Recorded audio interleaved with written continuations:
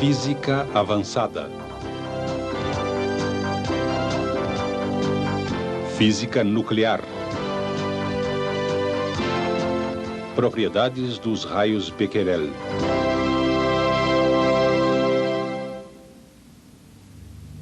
Em 1º de março de 1896, Henri Becquerel descobriu uma forma misteriosa de radiação. Observou que o composto sulfato de potássio uranila emitia continuamente raios invisíveis que não podiam ser ligados ou desligados. A misteriosa radiação descoberta então se tornou conhecida por radioatividade. Becquerel verificou que uma fonte radioativa emitia radiação continuamente a uma taxa razoavelmente constante. Esse processo não era afetado por calor ou por solventes químicos. Ele também verificou que, quando o material radioativo era colocado junto a um eletroscópio carregado, ionizava o ar e as cargas em excesso das folhas do eletroscópio eram rapidamente neutralizadas, descarregando assim o eletroscópio.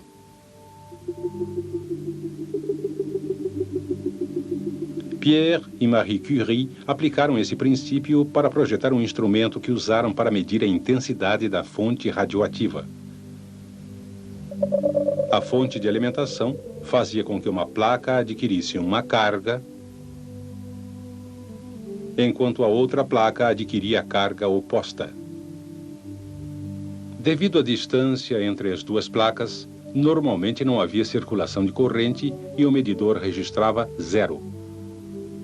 Os Curies acreditavam que quando uma fonte radioativa fosse colocada perto das placas, a radiação emitida pela fonte afetaria as moléculas do ar entre as placas.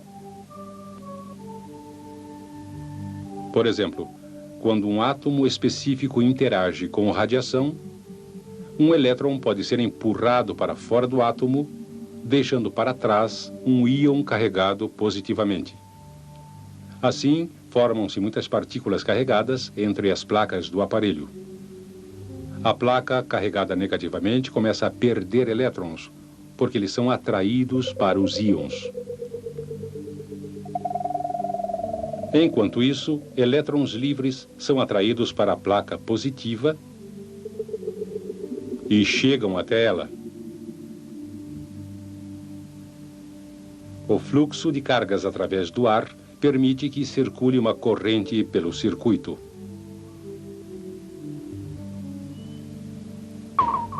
Quanto mais forte a fonte de radiação, maior a corrente.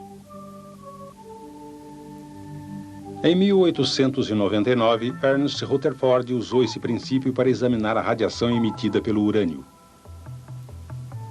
Colocou absorvedores de folhas muito finas de alumínio perto de uma amostra de urânio e observou o medidor para ver se a leitura do detector se alterava. Observou que a leitura caía rapidamente quando as primeiras folhas eram adicionadas.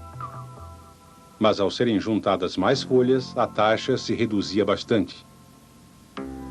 Um gráfico mostra que a radiação cai muito, folha por folha, até que, depois de 4, ela se estabiliza.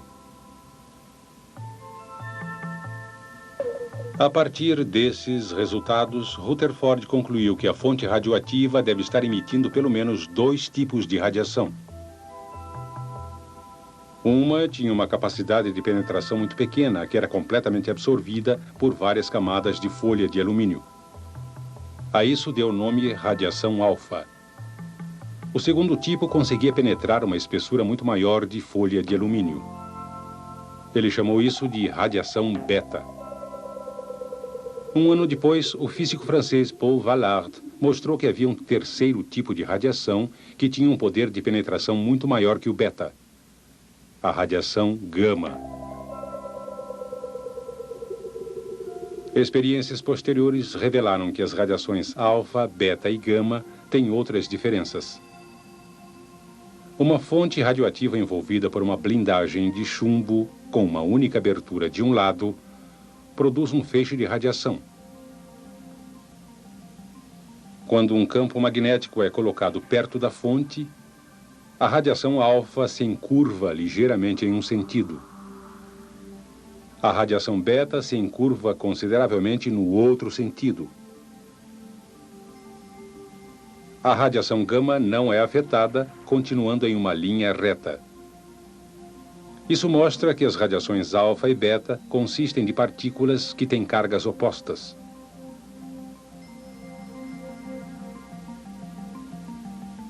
Um trabalho posterior mediu cuidadosamente a deflexão das partículas beta e comparou os resultados aos produzidos quando um feixe de elétrons interage com um campo magnético e deflete da mesma maneira. Finalmente, concluiu-se que as partículas beta são idênticas a elétrons. Essas partículas beta se movem a alta velocidade, em alguns casos quase a velocidade da luz. E quanto às partículas alfa? Ernst Rutherford mostrou que as partículas alfa realmente se movem muito mais devagar. Cada partícula alfa é idêntica ao núcleo de um átomo de hélio que tem 2 vezes a carga de uma partícula beta. Elas também são mais pesadas quando comparadas com partículas beta. Cada uma tem uma massa de cerca de 7.200 vezes a de uma partícula beta. Mostrou-se finalmente que a radiação gama era similar à luz visível, em outras formas de radiação eletromagnética. Ela não tem carga, nem massa, e se desloca à velocidade da luz. Em 1911, o físico escocês Charles Wilson desenvolveu um aparelho e obteve uma prova visível direta da radiação. A versão moderna consiste de um bloco de gelo seco em que é colocado um cilindro de plástico. Um anel de material absorvente no interior da vasilha é saturado com álcool. Quando uma fonte radioativa é inserida em uma abertura no cilindro e o aparelho é iluminado por uma fonte luminosa, logo se tornam visíveis rastros de vapor.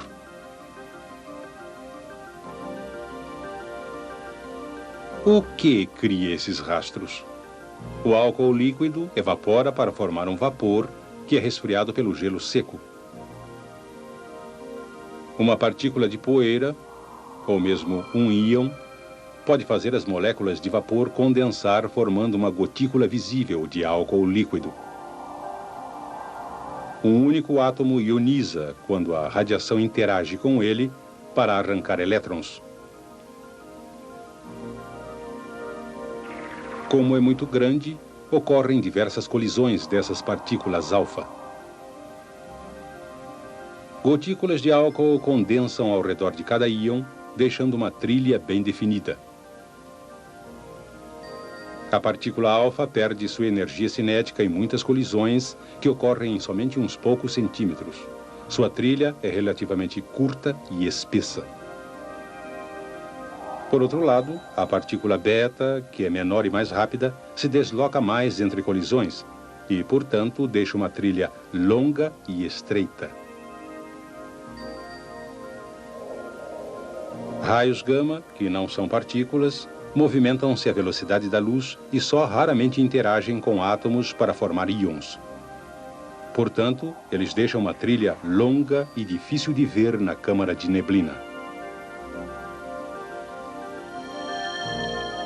Resumindo, os pesquisadores fizeram um excelente trabalho ao explorar e descrever diferentes tipos de radiação.